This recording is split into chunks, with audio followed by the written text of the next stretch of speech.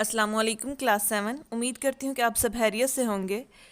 We started unit number 1। The name of our unit is sets. Exercise number 1.3 question number 1 start कर रहे हैं। Define the following with examples. Disjoint sets, overlapping sets, universal set, complement of a set. हम इन की definition देखेंगे और साथ examples भी करेंगे। सो स्टार्ट करते हैं।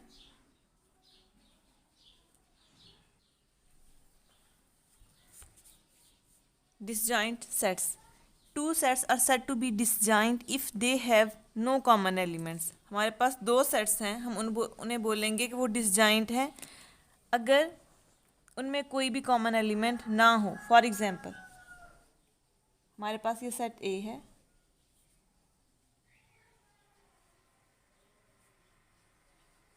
ये सेट बी है।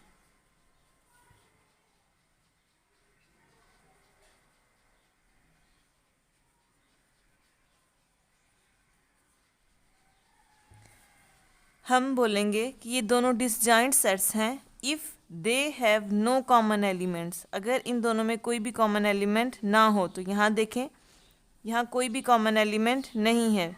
जो सेट ए में राइट किया गया है वो सेट बी में नहीं है, तो हम बोलेंगे कि ये जो सेट्स हैं ये डिसजॉइंट सेट्स हैं। नेक्स्ट मैंने यहाँ सेकेंड एग्जांपल राइट की है, set C and set D. हमने यहाँ से देखकर बताना है क्या ये सेट्स डिसजॉइंट सेट्स हैं।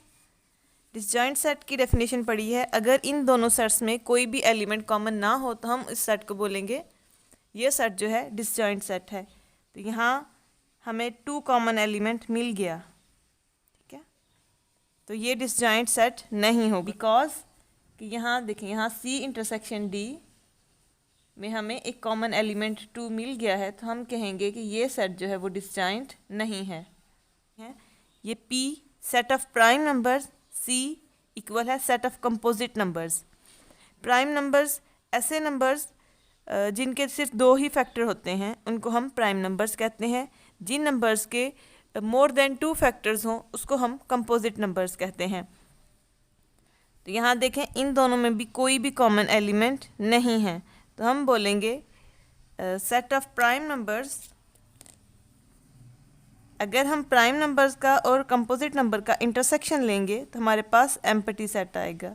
तो ये जो सेट्स हैं ये हमारे पास डिसजॉइंट सेट्स हैं। Overlapping sets, 2 sets are said to be overlapping sets if they contain at least 1 element. ठीक है, हमारे पास 2 सेट्स गिवन होंगे, हम उस सेट को बोलेंगे, उन सेट्स को बोलेंगे कि वो ओवरलैपिंग सेट्स हैं इफ़ एटलीस्ट अगर वो कम अज़ कम एक एलिमेंट उनमें कॉमन हो। इसकी एग्जांपल देखते हैं।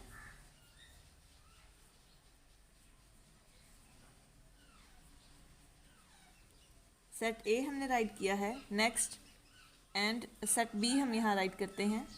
सेट बी है हमारे पास 3, 5, 7।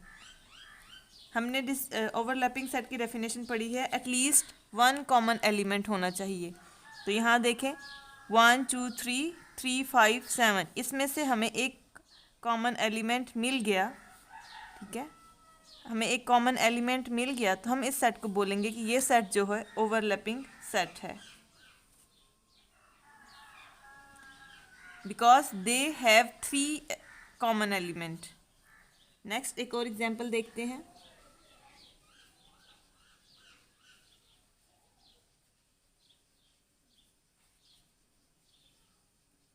सेट डी राइट किया है, नेक्स्ट हम सेट डी सी राइट किया है, सेट डी राइट करते हैं।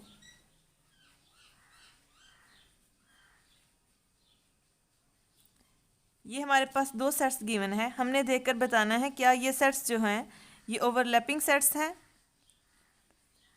डेफिनेशन को जहन में रखते हुए हम बताएंगे यस ये सेट बी ओवरलैपिंग सेट है, बिकॉज हमने कहा है हमें इसमें एटलीस्ट एक एलिमेंट कॉमन ज़रूर मिल जाए। तो यहाँ देखें, एक एटलीस्ट कम अज़ कम एक एलिमेंट हमें कॉमन मिल गया, तो इससे ज़्यादा एलिमेंट्स भी कॉमन हो सकते हैं। तो यहाँ 2 एलिमेंट्स कॉमन है, तो इस सेट को भी बोलेंगे कि ये सेट हमारे पास overlapping set. Universal set. A universal set of all elements of the set which are under consideration in a particular context. Universe का मतलब होता है कायनात, ठीक है। इससे मुराद ऐसा सेट होता है, यूनिवर्सल सेट की बात कर रहे हैं। इससे मुराद ऐसा सेट होगा जो तमाम सेट्स के एलिमेंट को अपने अंदर कंटेन करे। फॉर एग्जांपल हम कहते हैं हमारे पास सेट ए है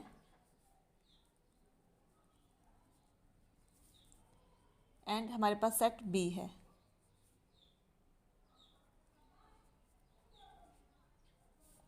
हमारे पास एक और सेट सी है, हम इसको कहते हैं,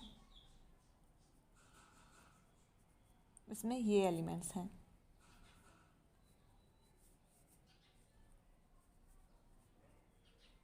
फोर, 5, 6, 7, 8, 9, 10, 11। ये हमारे पास यूनिवर्सल सेट है। हमारे पास ये सेट गिवन है, हम इस सेट को यूनिवर्सल सेट बोलेंगे जब ये तमाम सेट्स जो हैं इस सेट के सबसेट हो जाएं। देखें 1, 2, 3 ये तीनों एलिमेंट्स इस सेट में हैं, यस। नेक्स्ट देखें 4, 5, 9, ये देख 4, 5, 9 ये भी इस सेट में हैं, तो ये जो सेट बी है ये इसका सबसेट हो जाएगा। सेट सी के तमाम एलिमेंट्स इस सेट में हैं, तो ये सेट सी जो है ये भी इस सेट का सबसेट है। तो हम इसको बोलेंगे कि ये यूनिवर्सल सेट है, ठीक है, क्योंकि बाकी के जो तमाम सेट्स हैं वो सबसेट हैं यूनिवर्सल सेट के, और यूनिवर्सल सेट सुपर सेट है। हम यहाँ लिख देंगे universal set of A B C. Clear? ये यूनिवर्सल सेट है, ये जो हमारे पास इसके सेट्स गिवन हैं। Next, complement of a set. If set A is a subset of given universal set, ठीक है, ए सबसेट है यूनिवर्सल सेट का, हमें पता है जो यूनिवर्सल सेट है हम उसको कैपिटल लेटर यू से रिप्रेजेंट करते हैं। Then the complement of a set A is the set which contain all the elements of set U which are not in set A. ठीक है, यहाँ देखें, मैं यहाँ इसको एक्सप्लेन करती हूँ। ये हमारे पास सेट ए है 1, 2, 5। ये हमारे पास एक यूनिवर्सल सेट U है। यूनिवर्सल सेट हम यहाँ राइट करते हैं,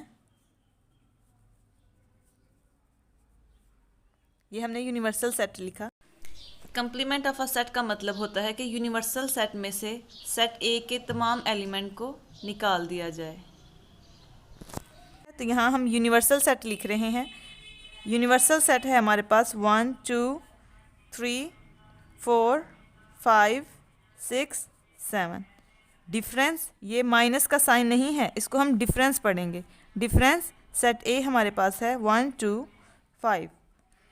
तो हम कंप्लीमेंट ऑफ अ सेट ए का मतलब है कि यूनिवर्सल सेट में से सेट ए के तमाम एलिमेंट को निकाल दिया जाए। तो 1 सेट ए में है, तो यहाँ हम ए कंप्लीमेंट में नहीं राइट करेंगे। 2 भी सेट ए में है, तो इसको भी नहीं लिखेंगे। 3, 4, नेक्स्ट 5 भी सेट ए का एलिमेंट है, तो यहाँ 5 नहीं लिखेंगे। 6 और 7 राइट करेंगे। तो ये हमारे पास आ जाएगा कंप्लीमेंट ऑफ अ सेट ए।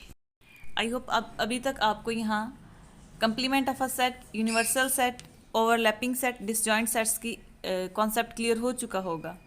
तो बाकी अगर आपको फिर भी कोई कन्फ्यूजन है, कोई क्वेश्चन है, तो आप कमेंट करके पूछें।